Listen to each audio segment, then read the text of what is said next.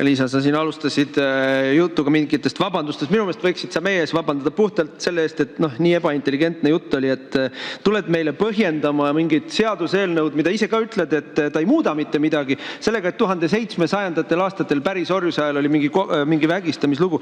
Sinu jutust jääb praegu mulje, nagu meil täna vägistamine ei olekski karistatav. Et suur probleem on, ühiskond tunnistab, et on suur probleem ja kõik tunnistame, et on suur probleem, aga vaja on nüüd see probleem ära lahendada. Jutust jääb mulje, nagu praegu ei olekski Eestis niimoodi, et suguline läbikäimine ei eelda kummagi poole nõusu või mõlema poole nõusolekut. Loomulikult eeldab, see on seadustes kirjas. Abitud seisundit ei tohi täna ka ära kasutada. Millest sa ei räägi, on see, et see ei ole mitte nõusoleku seadus, see on kättemaksuseadus. See on kättemaksukaebuste laviini seadus. Räägid sellest, et süütuse presumptsioon ei kao kuhugile. Vabandust, protsess ongi karistus. Meil on mitmest lääneriigist näide, aga võtame Rootsi, kus sa tahad kurjategijaid Eestisse tooma hakata. Seal on totaalne valekaebuste ja kättemaksukaebuste laviin kohtutes. Vanadest aegadest, 10 aasta tagustest aegadest. Kuidas sa seda välistad? Funktsionaalne kuulamisoskus, juhul kui see mõnel inimesel mõnevõrra puudulik on, siis selle eest on mul ausalt päris raske vabandada. Ma päris mitu korda tõin oma ettekandes välja selle, et praegu kehtivas õiguses loetakse vägistamiseks 2 juhtumit laias laastus. Üks on siis see, kui on kasutatud vägivalda ja teine on see, kui on ära kasutatud abitusseisundit. Ma ei ole küll kordagi öelnud ega kuidagi sellele ka vihjanud, justkui praeguses karistusseadustikus vägistamisest ei räägitaks. Nüüd küsimus kättemaksu kaebuste osas. See on igati õige küsimus ja igati hea küsimus, sellepärast et tõepoolest kohtunikega ka rääkides või vaadates ka teiste riikide praktikat, saab öelda, et selles valdkonnas on mõnevõrra kõrgem protsent, kus menetluse käigus tuvastatakse, et tegemist oli valekaebusega. See on ka juba praegu niimoodi. Aga nüüd ma rõhutan üle selle poole, et see tuleb menetluse käigus välja. Ehk et valekaebuse esitamine on omakorda ka karistatav ja meie kogu karistusõigus on üles ehitatud ja lähtub sellest kõige ülimast printsiibist, et välistada tuleb süütu inimese süüdimõistmine. Nüüd oluline on tõepoolest see, et me süütuse presumptsiooni austame. Kui me võtame jällegi eelmise päevakorrapunkti näitel, siis hea Riigikogu liige Toomas Uibo ju ka väga selgelt küsis ja sai väga selge vastuse õiguskantslerilt, et süütuse presumptsioon kehtib Eesti Vabariigis kõhklematult ja mitte ühtegi Riigikogu liiget ei võeta seda süütuse presumptsiooniga kuidagi ära. Riigikogu liigegi jätkab täies ulatuses oma tööd, sest süütuse presumptsioon kehtib. Seda, et süütuse presumptsioon oleks ühiskonnas selgemini arusaadav ja selgemini eetilise normina jälgitav, selle nimel me peame tõepoolest kõik tööd tegema. Kui me vaatame kaebuste hulka, siis statistika näitab, et erinevates riikides on nõusolekupõhisele lähenemisele üleminek mõjunud kaebuste hulgale erinevalt. Osades riikides on kaebused langenud, osades on mõnevõrra tõusnud ja osades on jäänud samaks. Ehk tegelikult ei ole võimalik ette ennustada, kuidas see Eestis olema hakkab, aga päris kindlasti, nii nagu ma olen korduvalt rõhutanud, jäävad kõik karistusõiguse printsiibid kehtima, jääb kehtima süütuse presumptsioon, jääb kehtima see, et kui jääb üles vähegi mõistlik kahtlus süüdistatava aadressil, siis tuleb see tõlgendada süüdistatava kasuks. Ehk et praeguses praktikas me näeme, et need valekaebused üldjuhul ikkagi avastatakse kohe menetluse alguses ja kui te nimetasite, et see protsess ongi juba karistus, siis me ikkagi praeguses praktikas näeme, et reeglina see avastatakse kohe menetluse alguses, ehk see protsess ei käivitu sellisel kujul. Tõsi, meil on ka juhtumeid, kus need tulevad välja kohtus. Kohtu puhul siis tõesti see on nii meedia kui ma ütleks meie kõigi nagu suhtumises, et me süütuse presumptsiooni peame au sees. Aitäh! Rääkisid ka siin ajaloost ja juhtumitest, aga vaata, kunagi oli kokku lepitud õigus lihtne: ära tappa, ära varasta ja veel 8 väga selgelt kindla pandud reeglit. Ja oli ka lihtne ja arusaadav, kõigil arusaadav. Veel oli üks reegel, et ära tee teisele seda, mida ei taha, et sulle osaks saaks. Väga lihtne oli. Ja on selge, et igasugune vägivaldne seksuaalakt on raske kuritegu, see on selge, on ka kogu aeg olnud. Aga sa ütlesid, et selle seaduseelnõu kohaselt süütud vangi ei lähe. Aga probleem ongi selles, et juba praegu ka ilma selles eelnõuta just süüdlasi ei panda vangi. Need jalutavad vabalt ringi ja vägistavad edasi. Vanglad on tühjad ja siis tood sina seda tühjust ettekäändeks, tuues siia Rootsist uued vangid. Ja juba praegu võiks vägistajad ühiskonnast eemaldada, seadused on olemas. Me teame, et korgijook on vallutanud Tallinna klubid ja baarid, ohvreid lisandub iga õhtuga, seadusandlus on olemas, aga mitte keegi ei tegele nendega. Äkki alustaks sellest, et selgitaks need süüdlased välja, kes meil iga õhtu abitud seisundit ära kasutades naisi vägistavad, ja paneks nad vangi, mitte ei tegeleks siin mõnes mõttes sellise asendustegevusega. Aitäh selle küsimuse eest. No, ma siiski olen sunnitud nimetama, et me küll vähemalt 1248. aastast teame Eestis kehtivat ka Lübecki õigust lisaks piiblile, aga see selleks. Ehk et õigusaktid siiski on ühiskonnas olnud vajalikud pikka aega. Aga kui me mõtleme nüüd, ma olen nõus teie küsimuses selles osas täiesti, et loomulikult kõik kuriteod tuleb Eestis menetleda ja kuritegude toimepanijad kätte saada. Karistusmäärad on karistusseadustikus meil loetletud ja need on ikkagi päris karmid. Meil ei ole niimoodi, et vägistamises süüdi mõistetud inimesed lausaliselt nagu jalutaksid ringi. Meil oli mäletatavasti hiljuti ju lausa menetlus, mis hindas seda, kas minimaalne vanglakaristus 6 aastat seksuaalse iseloomuga teo suhtes oli vist 17-aastase suunal, aga kes on alaealine, kus seksuaalakti ei toimunud, et kas see minimaalne 6-aastane vanglakaristus on proportsionaalne. Meil on ikkagi ka võrreldes nagu paljude teiste riikidega, ei saa öelda, et meil oleks kuidagi leebed. Ka selles eelnõus on ikkagi minimaalselt 1-aastane vanglakaristus kuni 6-aastane vanglakaristus, kui te vaatate siis karistusi. Ja tõsi on see, et karistuse alammäära on sellelt 6 aastalt siis 5 aastale vähendatud.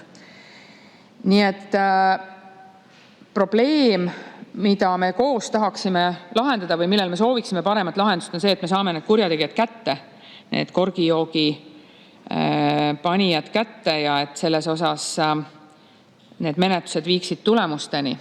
Aga veel kord, meil on tõesti näiteid, kus, ja mis haakub selle eelnõuga, mis ma eespool välja tõin, et süütuse presumptsioon jääb kehtima, kui jääb üles mõistlik kahtlus süüdistatava suunal, siis Eesti Vabariigis inimest süüdi ei mõisteta. Nii et tõendid peavad ikkagi näitama seda, et inimene on süüdi.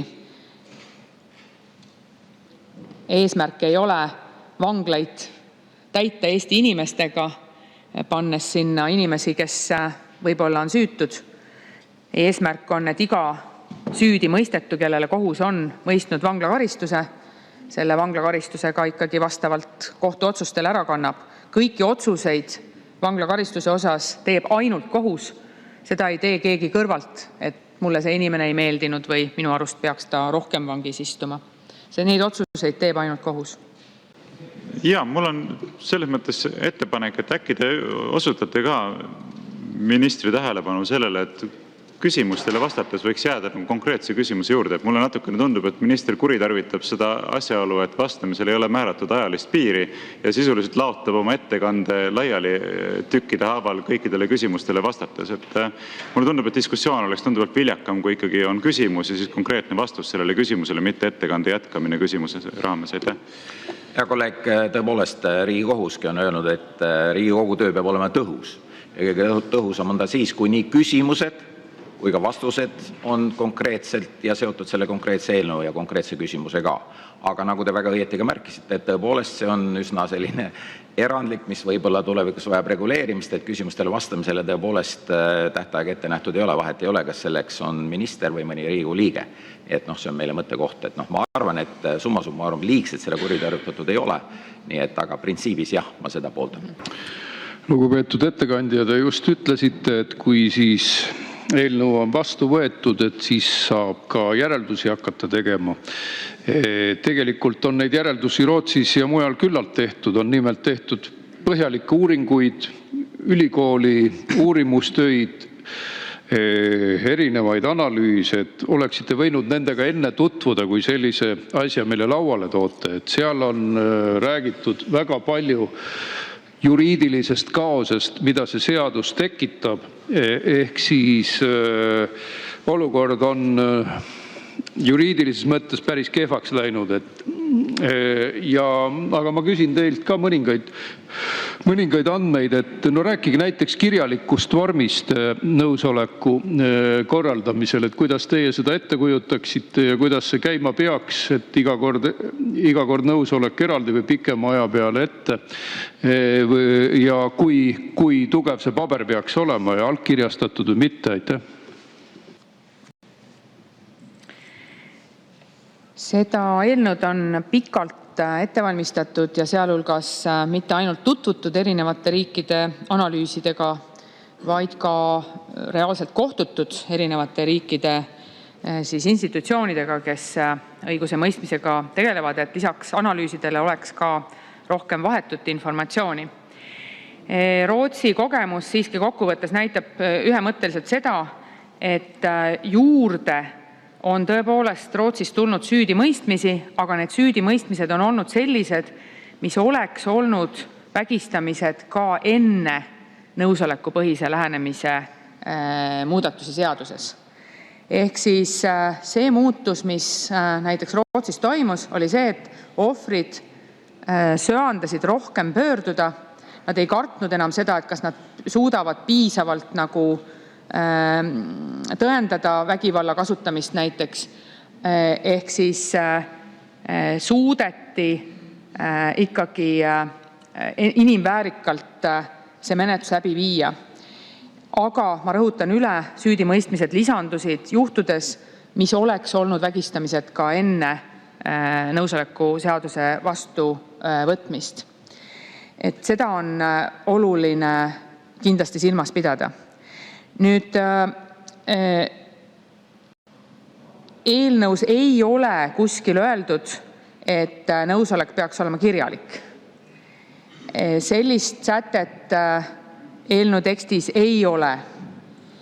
Ja me üldiselt saame inimestena aru, et inimesed ikkagi nagu suhtlevad omavahel. Ja nagu öeldud, valdav osa Eesti inimestest on seda meelt, et mõlema poole väljendatud nõusolek on intiimsuhte eeldus. Inimesed saavad ka aru, mis see väljendus on. Veel kord, tardumisseisund ei ole nõusoleku väljendus, sellest saavad tegelikult inimesed aru. Et kui teine pool on sõna otseses mõttes tardunud, ta ei tee mitte midagi, ta ei reageeri mitte kuidagi, siis see ei ole nõusolek. Sellest saavad inimesed tegelikult aru ja oskavad neid märke lugeda. Nii et ei ole mingisugust kirjaliku nõusoleku vajadust. Loomulikult, kui keegi soovib, võib seda teha, see keelatud ka ei ole, aga mingisugust nagu eelnõus sellist sätet ei ole. Kui vaadata veel seda Rootsi kogemust, siis kõige rohkem olid rahul seadusemuudatusega ka prokurörid ja kohtunikud, sellepärast et juhtumeid on nii vähe, aga just see nende vahetu kogemus ohvritega, et näha, et ohvrite inimväärikus on palju paremini kaitstud. Nad ei pea tõendama seda, et kuidas nad täpselt vägivalda kasutasid. Seda on peetud siis ikkagi Rootsiga uurimustes nagu positiivseks. Aitäh! Jah, kas me oleme kohustatud kuulama kõikidele küsimustele täpselt ühesuguseid vastuseid? Täpselt ühesuguste argumentide, ühesuguste terminitega. Ma olen kuulnud seda juba, ma ei tea, üle tunni aja. Täpselt ühesugused vastused kõikidele täiesti erinevatele küsimustele.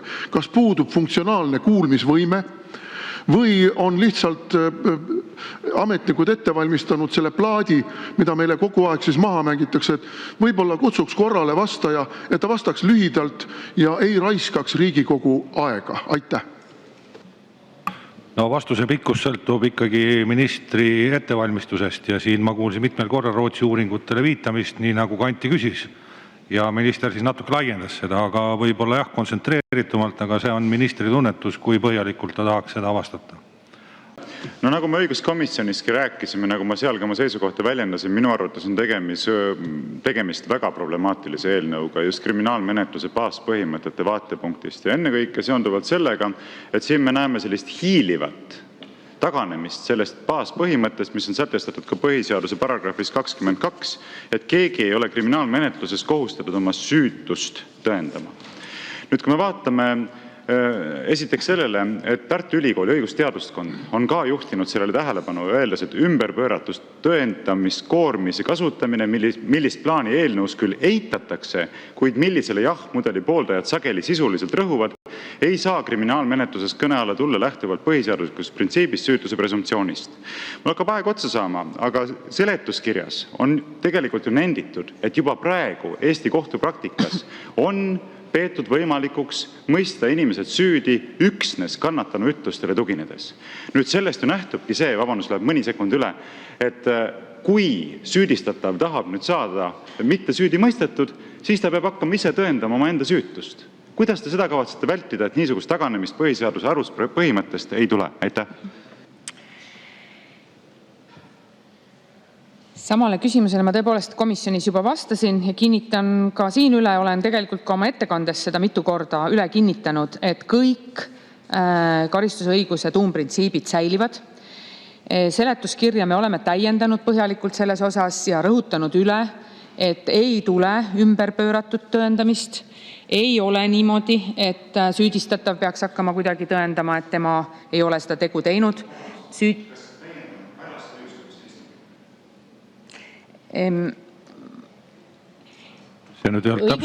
Õiguskomisjoni istungil ma selgitasin, et me oleme seletuskirja juba täiendanud siis nende sätetega ja õiguskomisjonis ma ka kinnitasin, et kui veel sellele täiendus oleks vajalik, siis kuna me oleme kõik seda meelt, et karistusõiguse tuumprintsiibid jäävad kehtima, siis me oleme valmis ka seletuskirja täiendavalt täiendama. Seda ma ütlesin ka oma ettekandes, et me oleme valmis igakülgseks koostööks. Ja nii nagu ma teile ka komisjonis vastasin, siis tõepoolest Tartu Ülikooli õigusteaduskond toob oma kommentaaris välja, et ühiskonnas on kõlanud hääli, justkui peaks seda printsiipi muutma, aga seda ei saa pidada õigeks. Ja vaatamata sellele, et ühiskonnas on kõlanud hääli, et karistusõiguse põhiprintsiipe tuleks muuta, see eelnõu neid ei muuda. Selles mõttes ma olen Tartu Ülikooli õigusteaduskonnaga igati nõus, et alati ühiskonnas selline oht on olemas, et karistusõigust soovitakse muuta, aga sellele tuleb loomulikult läheneda põhiseaduspäraselt ja tuleb loomulikult põhiseaduses toodud väärtusi au sees pidada. Et komisjonis ka juba kinnitasin, siin ettekandes kinnitasin, et kui selles osas peetakse vajalikuks seletuskirja veel täiendamist, me oleme valmis seda tegema. Et kui kellelgi on kahtlus, et keegi tahab midagi salaja teha, siis mitte keegi midagi salaja teha ei taha. Eestis on õigus, kirjutatud õigus, et paragrahvid on paigas, karistusõigus on paigas ja seletuskirja oleme valmis täiendama. Aitäh! Ja Liisa, ma muidugi ütlen, et funktsionaalse kuulmisoskusega ei ole mulle vaja märkust teha, vaid sul on endal sellega vaja tööd teha. Ma ei saa üle sellest, et sa räägid sellest, ennem rääkisid ka kõnes ka ja mitu korda vastates, et süütud ei lähe Eestis vangi, kindlasti mitte. No meie probleem rohkem ongi Eestis see, et süüdi olevad inimesed ka ei lähe vangi sinu juhitud justiitssüsteemiga. Aga süütuse presumptsioon säilib, oled sa siin korduvalt kingaga vastu pulti tagunud. No seaduses on paragrahv, et inimene läheb vangi, kui ta ilma vaba ja väljendatud nõusolekuta kellegiga magas. Et meil on ju sama seis täna ka, et kõik peavad nõus olema ja seda nõusolekut põhimõtteliselt peab väljendama ja kui keegi tuleb pärast ütlema, et mulle tehti liiga, siis see on ikkagi põhimõtteliselt sõna vastu. Aga nüüd te toote sisse vaba ja väljendatud nõusoleku kohustuse, kusjuures see ei lahenda ära seda olukorda, millest siin sotsid rääkisid, et aga kui ülemus kasutab seda positsiooni ära või kuidagi ähvardusega saadakse see nõusolek kätte, et siis saad ikka samast punktist tagasi. Ehk siis me oleme tagasi seal, et te lahendate kas probleemi, mida te väidate, et juba on lahendatud, või te teete mingisugust radikaalset asja, mis on kättemaksuseadus. Teie küsimuses toodud eeldused ei vastanud üheski osas siiski tõele. Ja aitäh, no võt nii lühikest vastust tõesti ei oodanud, aga lähme siit edasi. Et siin seaduseelnõus on toodud välja, et selle eelnõu kohaselt on eesmärk kaitsta inimeste seksuaalautonoomiat ja toetada soolist võrdõiguslikkust. No hästi. Aga me teame, et meil on ametlikult kuulutatud sugudeks mitte enam mees ja naine, vaid kui neid sugusid on juba kas või koolis õpetatava kohaselt üle 20. No seletage mulle nüüd ära, kui kõik me siin veel vanast ajast kokkuleppeliselt praegu räägime, et see seadus saab kaitsma naisi vägivalla eest ja seda rohkem kui praegu, aga paraku on muu seadusandlus teatavasti LGBT aktivistide kasuks vahepeal ära muudetud ja see paneb meid täiesti teistsugusesse olukorda. Nüüd selgitage mulle, et kui näiteks edaspidi habemega naine ahistab päris naist, soovib temalt seksuaalvahekorda, päris naine ütleb habemega naisele ei, aga kuna see ei solvab ja ahistab habemega naist, kes leiab, et teda on selle eiga diskrimineeritud, siis kuidas see aitab päris naist, keda siiski habemega naine on tahtevastaselt ära kasutanud, aga kohtus esineb ta kui seksuaalvähemus ja nõrgem osapool, kes on harjunud, tema identiteet annab talle eeliseid, siis kuidas see eelnõu aitab seda päris naist ja kellele see õigus pärast jääb? Aitäh. Aitäh. Kui te eelnõud vaatate, siis siin on juttu inimestest. Sugu ühte eest inimesega, tema vaba ja väljendatud nõusolekuga ja nii edasi ja nii edasi. Ja lisaks ma olen sunnitud nimetama, et ahistamine ise ei diskrimineeri ehk ka teie näidisloos toodud eeldused ei päde. Sooline võrdõiguslikkus on selle eelnõuga seotud sedapidi, et nii nagu kogu pikas ajaloos me näeme on ja nii nagu ka näitavad statistilised andmed, naiste füüsiline jõud keskmiselt madalam ja väiksem kui meestel ja ohvriks on ka Eestis ikkagi valdavas osas naisterahvad. See eelnõu kaitseb nii mehi kui naisi vägivalla eest, aga senise statistika põhjal lihtsalt statistiliselt naisi rohkem. Aitäh. Palun selgitage kõnealuse seaduse rakendumist järgmise näite varal. 2022. aastal tuli avalikuks juhtum, kus Marko Mihkelson oli teinud fotosid oma kasulaste suguelunditest. Kui see tuli avalikuks, tunnistas ka Marko Mihkelson, et selliseid pilte ei oleks tohtinud mitte keegi mitte kunagi lastest teha. Ka ajakirjanik Kalle Muuli on kommenteerinud, tõesti, isegi Mihkelsoni tehtud fotode kirjeldused ajavad südame pahaks. Mis siis veel fotodest endist rääkida? Minu küsimus on järgmine. Kas kõnealune seadus loob nendele lastele, kui nad täisealiseks saavad, täiendava juriidilise võimaluse pöörduda õiguskaitseorganite poole ja võtab Marko Mihkelson vastutusele või on kõik vajalikud õiguslikud mehhanismid selliste juhtumite käsitlemiseks juba praegu olemas? Aitäh! Aitäh. Konkreetne eelnõu ei puutu üldse sellesse teie poolt kirjeldatud ka teoreetilisse situatsiooni. Aitäh. Ma küsin teilt kahte asja. Esiteks, miks te olete sellise demagoogilise pealkirja pannud sellele eelnõule, et nõusolekupõhise seksuaalvägivalla käsitlus, teades väga hästi, et ka praegu Eesti Vabariigis kehtiv õigus on nõusolekupõhine? Ei ole ju sellist olukorda, et võiks seksuaalsuhetesse astuda või tahtevastaseid sugulise iseloomuga tegusid toime panna ilma teise poole nõusolekuta. Küsimus on lihtsalt selles, kuidas seda asja reguleerida, mitte seda, kas oleme nõusolekupõhisel mudelil või mitte nõusolekupõhisel mudelil. Aga ma tulen tagasi ikkagi selle süütuse presumptsiooni juurde, mida te ütlesite eelnevalt, et sellest ei taganeta selle eelnõuga. No loosungina on see kena küll, aga ometi te teate ja räägime nüüd täitsa ausalt. Te ise olete tunnistanud ka seaduseelnõu seletuskirjas, et juba praegu kohtupraktika pinnalt on peetud aktsepteeritavaks seda, et mõista isikuid süüdi üksnes kannatanu ütluste alusel. Ja kui mul oleks rohkem aega, ma tsiteeriks seletuskirja, kus te ütlete ju seda väga selgelt siin ka leheküljel 17 alguses, ehkki formaalselt süütuse presumptsiooni ei piirata, siis tegelikult sisuliselt kujuneb küll selline olukord, et isik selleks, et mitte olla süüdi mõistetud, võib olla olukorras, kus ta peab hakkama ise tõendama oma süütust. See on ju reaalselt nii, te aktsepteerite seda võimalust tegelikult. Aitäh. Ma täiesti nõustun sellega, et meie Eesti õigus on nõusolekupõhine. Ma tõin seda rahakoti näidet alguses just selle rõhutamiseks, et meil kogu õigusruum on nõusolekupõhine. Kui sul on rahakott laua peal, keegi läheb mööda ja kui ta võtab selle ilma nõusolekuta, siis see on vargus. Aga kui ta pöördub teie poole ja küsib, et teil on ilus rahakott, kas ma võiksin selle võtta ja te annate oma nõusoleku, jah, palun võtta, siis see ei ole kuritegu või see ei ole süüline tegu. Meil on kogu õigusruum on nõusolekupõhine, ent seal hulgas siiski vägistamist puudutav paragrahv oli mõnes mõttes õiguslik erand siiamaani. Ehk et seal oli välja toodud, et peab olema kasutatud vägivalda või siis peab olema abitusseisund. Ehk et kui me võtame seda rahakotti, siis justkui kui inimene niisama mööda minnes seda rahakotti võtaks, kui see oleks analoogia vägistamisega, siis ta sellisel juhul ei oleks justkui nagu süüline tegevus. Rahakoti võtja oleks pidanud kasutama vägivalda.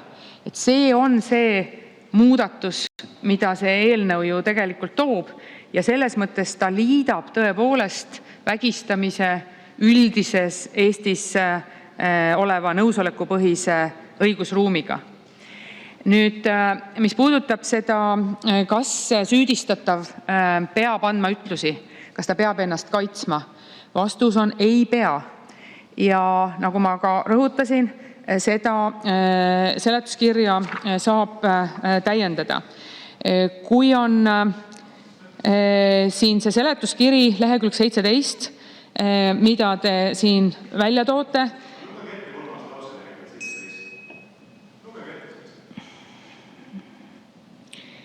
teisisõnu algusega. Nüüd on toodud siin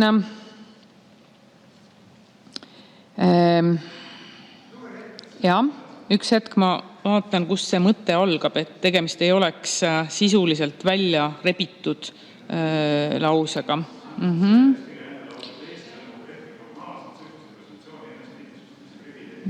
Nii, jah.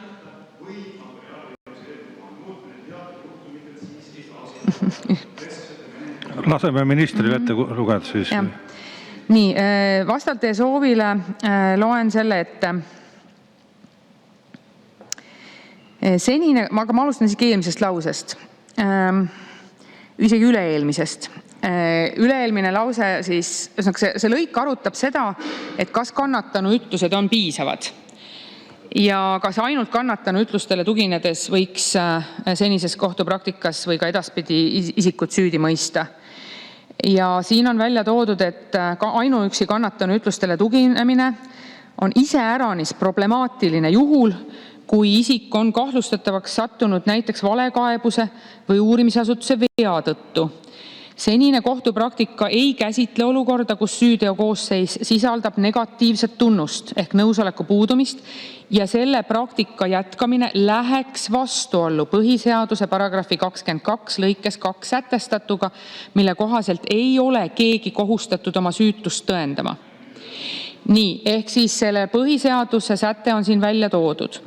Teisisõnu, ehkki formaalselt süütuse presumptsiooni ja enese mittesüüstamise privileegi eelnõu kohase muudatusega ei piirata ei piirata. Ja võib materiaalõiguse eelnõukohane muutmine teatud juhtumitel siiski kaasa tuua kesksete menetluspõhiõiguste intensiivse riive. Süütu süüdistatava ette seatakse põhiseadusvastane valik, kas ütluste andmisega asuda ise oma süütust tõendama või riskida sellega, et alusetult süüdi mõistetud kannatanu paljasõnaliste väidete põhjal. Selle riive tasakaalustamisteks tuleks kohtutel mõelda, selle tuleks võib asendada sõnaga tuleb. Nagu ma ütlesin, me oleme valmis seda eelnõu täiendama. Kas on võimalik süüdimõistvat kohtuotsust teha, tuginedes üksnes kannatanu ütlusele nõusoleku puudumise kohta või on nõusoleku puudumise tõendamiseks vajalikud ka mingid täiendavad tõendid, mis kannatanu ütlusi kinnitaksid? Mina ütleksin, et siin lõigus on väga selgelt näha seda, et süütuse presumptsioon on oluline ja kohus ei tohiks teha uues olukorras, kus tekib negatiivne tunnus ehk nõusoleku puudumine, ei tohiks teha üksnes kannatanu ütluste alusel. Ma olen teiega nõus, seda lõiku võib teha selgemaks ja ma olen seda korduvalt rõhutanud siin puldis, et me oleme valmis seda tegema. Selle lõigu mõte siiski toob välja seda, et võib tekkida risk intensiivseks riiveks ja seda intensiivse riski riivet tuleb maandada. See eesmärk on täiesti selge. Aitäh. Nii, aga nüüd on tekkinud üks protseduuriline küsimus. Alar Laneman. Aitäh. Mul on küsimus istungi juhatajale. Kas keegi juhatab ka seda istungit viimased 20 minutit? Aitäh. Ja küsimus istungi juhatajale. Järelikult istungi juhataja juhatab seda. Jah, iroonilised naljamehed meil siin saalis. Aga see lõik, mida te meile lugesite, näitab ju väga selgelt seda, et see ongi kättemaksuseadus. Te eitasite Martin Helme küsimusele vastates esimesele küsimusele, et see on kättemaksuseadus. On. Kui näiteks mõni punaaktivistist naisterahvas või võib-olla ka meesterahvas, meil ju sugude võrdsus ja kõik muu seesugune, otsustab, et ta tahab Mart Helmele kätte maksta ja süüdistab Mart Helmet selles, et Mart Helme on seksuaalset vägivalda tema vastu kasutanud, siis see asi läheb ju käima ja karistus on ju kohtuprotsess ja tänapäeval tehisintellekti raames on väga lihtne produtseerida ka nii-öelda lisatõendusmaterjali ja mina pean siis olema see loll, kes värbab advokaadid, teeb igasugused ekspertiisid ja kulutab 10 000 eurosid, et tõestada, et ma pole selle inimesega absoluutselt kokku puutunud, pole teda sõrmeotsagagi puudutanud, seksuaalsest vägivallast rääkimata. Saate aru, see ongi see teema siin, et te saate inimesi tühistama hakata ja lääne praktika näitab meile praegu, et seda väga usinalt ka poliitilistel põhjustel tehakse. Nii et lükake ümber palun, et meil Eestis kohtusuva põhjal ei hakata seda tegema. Aitäh! Teie küsimuses toodu ei vasta tõele. Nõusolekupõhine vägistamise koosseis ei riiva süütuse presumptsiooni, sest see ei muuda tõendamiskoormust ega ei eelda süüd. Määratleb kuriteo objektiivsed tunnused, kuid süü tuvastatakse ikkagi ainult ja üksnes kohtumenetluses, kus riik peab tõendama, et nõusolekut ei olnud. Süüdistatav võib olla täiesti vait, ta ei pea mitte midagi ütlema. Riigi kohustus ehk kohtukohustus on tõendada ilma mõistlike kahtlusteta ära seda, et nõusolek puudus. Süüdi saab mõista üksnes tõendite alusel. Tõendite, klassi suuruste tähtedega ma ütlen seda, tõendite alusel. Ja need tõendid peavad olema ka sõltumatu kohtu hinnangul usaldusväärsed. Aitäh! Meie uuring näitas, et 3% Eesti elanikest enamasti vanemate inimeste hulgas arvab, et nõusolekut ei ole tarvis. Ju siis keegi soovib sellele 3% meeldida. Teine võimalik põhjus, mis mulle teeb laiemalt Eesti ühiskonnas muret, on usaldamatuse külvamine Eesti kui õigusriigi vastu. Et ma ei pea seda põhimõtteliselt õigeks. Aitäh. Anti Poolamets, rahu. Nüüd kuulame ministri lõpuni.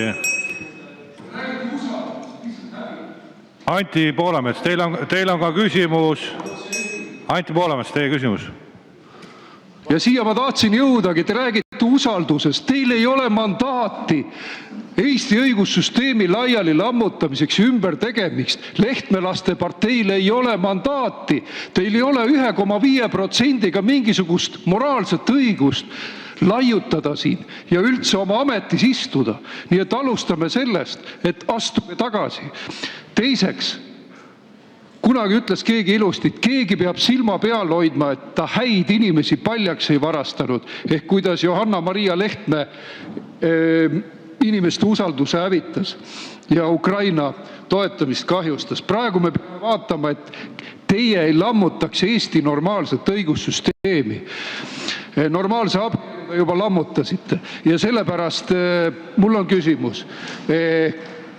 Millest, kas õigussüsteemi sees tuli see nõudlus või kopeerisite te lihtsalt kedagi, et midagi oleks programmi kirjutada, midagi revolutsioonilist ja midagi rumalat? Aitäh!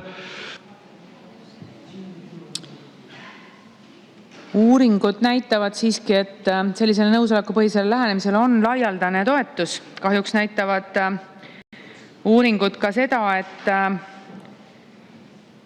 väga palju naisi ja tegelikult ka mehi on oma elus seksuaalvägivallaga kokku puutunud. Ühiskonna ootus sellisele muutusele on selgelt olemas olnud, seda näitab ka lai tagasiside sellele eelnõule. Aitäh! Mul on siin väga palju küsimusi, konkreetseid küsimusi selle minu meelest täiesti ebavajaliku Eesti ühiskonda seadusega. Aga ma loen ühe neist ette. See on politsei näide. 14-aastane tüdruk, kes on seksuaalselt olnud aktiivne, läheb ööbimisega pidude ajal noormeeste kõrvale voodisse ja hakkab nende suguelundeid katsuma. Noormehed on tarbinud alkoholi ja lähevad tüdruku algatusega kaasa. Hiljem kahetsevad, kuna tüdruk tegelikult ei meeldinud. Kas tüdruk on kurjategija, et eelnevalt ei küsinud, kuigi noormehed läksid tegevusega suguelundite katsumisega kaasa? Kas tüdruk on vägistaja, kui olukord läheb üle vahekorraks? Tüdruk tegutses enne nõusoleku saamist või muutuvad vägistajaks noormehed, kes ei küsinud, aga eeldasid, et tüdruk soovib seksi, tüdruk, kes neile tegelikult ei meeldinud? See on konkreetne küsimus politsei poolt ja neid on väga-väga palju, kui teie eelnõu peaks Aeg. Jah, aitäh. Aitäh! No politsei teab väga hästi seda, et otsuse selle kohta, kas keegi on kurjategija või ei ole kurjategija, saab teha üksnes kohus tõendite alusel. Kui keegi kasutas ära abitusseisundit, näiteks noormees oli sedavõrd kõvas alkoholijoobes, et ta ei saanud mitte millestki aru, siis sellisel juhul on ka praegu kehtiva seaduse järgi võimalik menetlust alustada. Aitäh! On ajalooline fakt, et teil on taskus või vähemalt kuskil mujal sünnitunnistus, kuhu on kirjutatud sõna naine. Ja vastavalt sellele on olemas ka meestel, või ütleme kõigil, kuhu on kirjutatud sünnitunnistus, kas mees või naine. Aga kuna teie ideoloogia järgi on olemas vähemalt 20 sugu, kellena inimene võib ennast tunda, sealhulgas ka näiteks lõvina. Ja kui lõvil on teatavasti teistsugused armumängud, kus ekstaasi hetkel isa lõvi hammustab ema lõvi kaelast. Ja mul on nagu küsimus see, et kas, kui nüüd ütleme isik, kes tunneb, et on lõvi ja pureb või hammustab naiste rahvast kaelas, kas siis tema suhtes paneb siis toime kuriteo või mitte, sest on ju loomuliku, et lõvid käituvad seksuaalakti läbiviimisel hoopis teistmoodi kui inimesed. Aitäh! Vägivald ei ole mitte kunagi loomulik. Aitäh! Jaa, aitäh, see viimane repliik oleks võinud muidugi Ukrainasse minna, et vägivald ei ole kunagi loomulikult lahendusega aktsepteeritav. No meil on siin saalis ka praegu üks mees läks ära, kes on 3,5 aastat kelbast ajanud selle kohta, mis seal Ukrainas toimub. Nii et Aga küsimus on väga lihtne. See, mida te meile pähe määrite siin, see on karistusseadustikus kõik olemas. Kõik on karistusseadustikus olemas. Ja see, mida te tahate meile siia pähe määrida, on tegelikult on tegelikult ühiskonna muutmine veelgi enam poliitiliste protsesside poolt moonutatavaks ja nii-öelda normikuulekusest hälbivate kodanike karistamise instrumendiks.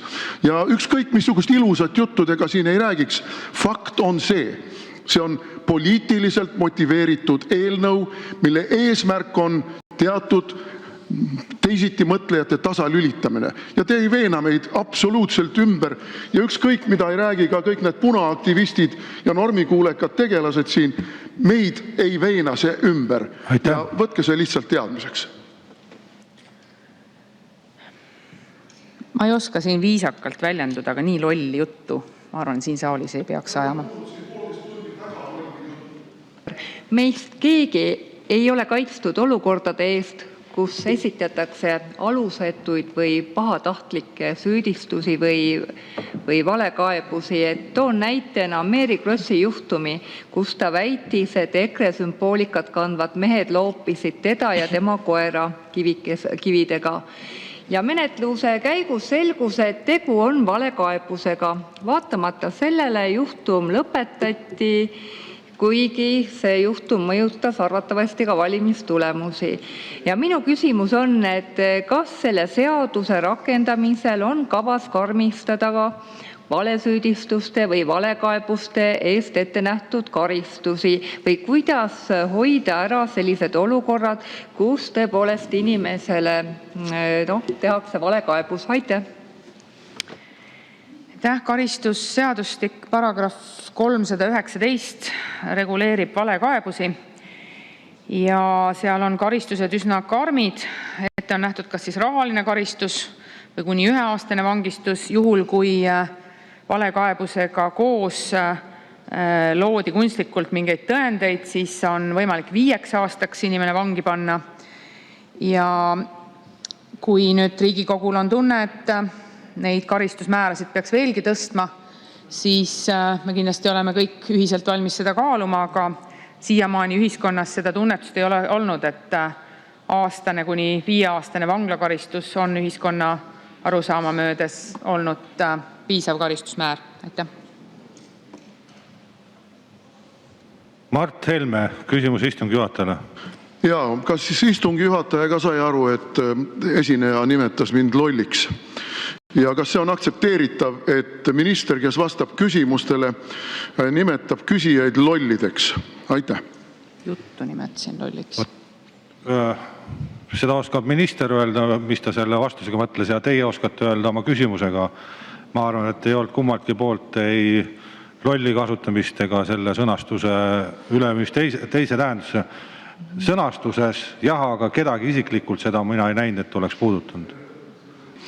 Te kahjuks ei vastanud minu eelmisele, kuigi see oli Eesti politseinike poolt esitatud küsimus, ja te ütlesite, et kohus lahendab, jah, see on elementaarne, aga selle teie poolt välja pakutud konstruktsiooni najal oleks mõistlik ju rahvale seletada, kuidas siis inimesed peaksid käituma, aga nüüd ma esitan teise ja see on ka Eesti politseinike poolt reaalne küsimus. Kui üks pool seab suhtes olemise tingimuseks seksi, ütleb, et kui seksi ei saa, siis jätan su maha. Tavaline situatsioon. Ja kui teine pool selle tulemusena nõustub seksiga, kuna ei soovi suhte lõpetamist, kas on tegemist vägistamisega? Ja kui pöördutakse aastaid hiljem, kui enam suhtes ei olda, kas siis tuleb seda menetleda vägistamisena? See on suurepärane võimalus kättemaksu menetluseks. Ja see ei ole minu küsimus. See on Eesti politseinike poolne küsimus. Ja palun konkreetset vastust. Aitäh. Kõigepealt ma kordan veel kord üle selle, et politseile on ka ette nähtud koolitused, kui seaduseelnõu Riigikogu toetuse leiab. Ja nii nagu ma ka rõhutasin, jõustumist oleme planeerinud hilisemaks just selleks, et jõuaks kõik vajalikud koolitused läbi teha. Nagu te ju ise väga hästi aru saate, ei ole võimalik anda õiguslikke hinnanguid üksnes paari lause puhul. Juhul, kui keegi tunneb, et tema suhtes on kasutatud näiteks vaimset vägivalda, tal on õigus pöörduda politsei poole ja politsei hindab siis kõiki tõendeid või kas on võimalik menetlust alustada. mina ütleksin, et seal vähemalt ei saa öelda, et menetluse alustamiseks üldse alus puudub. Nüüd loomulikult on vajalik ikkagi nii politseil, prokuratuuril, kõigel siis välja selgitada juhtunu tegelikud asjaolud. Ja meil endiselt jääb kehtima ka karistusseadustiku paragrahv 81, mis räägib siis süüteo aegumistest. Et siin jällegi kõiki neid detaile tuleb vaadata, et jõuda lõpuks siis õiglase protsessini ja loomulikult kas oli tegemist vägistamisega või mitte, seda ikkagi otsustab ainult kohus. Aitäh. Aitäh, ma olen jälle samas olukorras nagu Peeter Ernits ja enam tee vastu küsimusele. Ma tulen selle lõvi teema juurde tagasi ikkagi. Teie ideoloogia järgi on 20 sugu peale mehe ja naise. Ärge hoidke peas kinni, see on teie oma jutt, mis te siin räägite. Ja ütleme, et seesama üks isikutest siis tunneb ennast lõvina ja ammustab siis kirehoos siis ütleme, et partnerit. Et kuidas te teda vastutusele võtate? Selles mõttes, et ta ei ole ju mees ja naine ja loomadel on hoopis teistsugused instinktid. Et ta paneb lihtsalt toime sugulise iseloomuga teo, et kuidas te teda karistate selle sama seadustiku alusel, sest mina ei saa sellest asjast aru praegu. Te olete ju öelnud, et on 20 sugu. Palun vastake, tehke asi lihtsalt selgeks, kuidas see korreleerub selle ütleme eelnõuga, aitäh. Kui te tunnete ennast lõvina, siis ma ei oska teiega samastuda praegu tõesti. Kui on üks inimene ammustab teist inimest, siis see on vägivallategu ja politsei menetleb seda vastavalt.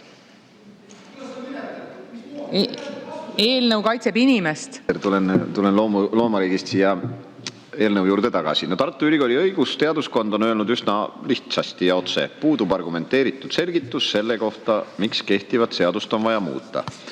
Ja kui ma kuulan siin teie vastuseid küsimustele, siis te ka päris pikalt olete põhjendanud, et kõik jääb samamoodi nagu enne. Et sellest tekkis siis minu esimene küsimus, et miks siis muuta, mis see veenev põhjendus on, miks muuta. Ja teine küsimus on see, et ikkagi, kui lugeda paragrahv 141 seda lõiget 1, sugu ühte eest inimesega tema vaba ja väljendatud nõusolekuta, siis vägisi tekib tunne, et ikkagi süüdistatav peab hakkama tõestama, et tal on see nõusolek. Ja siis te ütlete, et seletuskirja võib kirjutada veel pikemaks, aga ma ütleks, et kirjuta seletuskiri, kui pikaks tahad, see punkt just kui tekitab kohustus, et oleks see nõusolek kuidagi tõendatult olemas. Et need kaks küsimust siis, et kuidas te argumenteeritud selgitate, kui te ütlete, et kõik jääb samaks, et miks siis vaja on, aga kui ikkagi on vaja, et kuidas te siis selle süütuse presumptsiooni asja niimoodi kindlalt siin ümber lükkate või ära sõnastate. Aitäh. Aitäh selle küsimuse eest. Väga hea küsimus, mis paraku sunnib mind veel kord üle rõhutama seda, et süüteo koosseisu me siiski muudame, aga kõik jääb samaks süütuse presumptsiooni ja karistusõiguse üldprintsiipide osas. Ehk et see, et süüdistatav ei pea andma ütlusi, ei pea tõendama enese süütust, ei pea kuidagi tõestama, et ta on süütu, see kõik jääb kehtima. Ehk kehtima jääb see karistusõiguse seni kehtiv regulatsioon ja süütuse presumptsioon ja süüdistatava õigus mitte midagi öelda. Süüdistatavale ei teki kohustust hakata tõendama, et ta on süütu. Riik peab siis kohtuna tõestama ilma mõistliku kahtluseta, et süü on olemas ja et just nimelt see inimene on seda süüd teinud. Nii et ikkagi mitte kuidagi ei saa tekkida olukorda, et ainuüksi sellest tulenevalt, et süüdistatav vaikib, saaks kohus kuidagi süüdimõistvat otsust teha. Et see ikkagi nõuab kohtult selgelt tõendamist, et see süü on olemas. Nüüd eelnõu seletuskirjas on pikalt ja põhjalikult arvesse võetud Tartu Ülikooli õigusteaduskonna ettepanekuid ja eelnõu seletuskirja on pikemalt ja põhjalikumalt selgitatud ja on välja toodud ka seda senist politsei statistikat, mida ma alguses tõendasin, ehk tõesti seda tardumisseisundi olukorda, mida see eelnõu parandab ja muudab. Nii et selles mõttes on nende asjadega nagu arvestatud. Ja minu teine küsimus on selle kohta, et kas eelnõud ettevalmistades ja analüüsides te nägite siin ka võimalikku riski, ütleme ohvrite, ma ei tea, õiguste kahjustumises just selles osas, et kui nüüd vägivaldsed inimesed hakkavad seda vägivalda realiseerima viisil, kus minu pärast võetakse see nõusolek paberil allkirjaga, aga ohver on, ütleme, ma ei tea, joobes või muul viisil nagu mõjutatav, aga siis on justkui nagu selline tugev, paberil ja allkiri ja kõik näed, suutis ju allkirja anda ja nii edasi, et kas seal nagu mingid selliseid riske, ja ma ütlen tõesti, ma ei ole analüüsinud, kuidas mujal maailmas need seadused jõustatud on ja mis need tagajärjed on olnud, aga et kas siin ei või juhtuda, et tahtsime head, aga läks nii nagu alati kipub, või päris alati mitte, aga tihti läheb, et aitäh. Aitäh, väga hea küsimus just seetõttu, et see tegelikult ka eelnõu tekstis väljendub, et see nõusolek peab olema vaba. Ja et juhul, kui seal on ikkagi sund ja see sund leiab tõendamist, siis sellisel juhul see nõusolek ei ole vaba. Aga jällegi, tõendamiskoormus ikkagi jääb.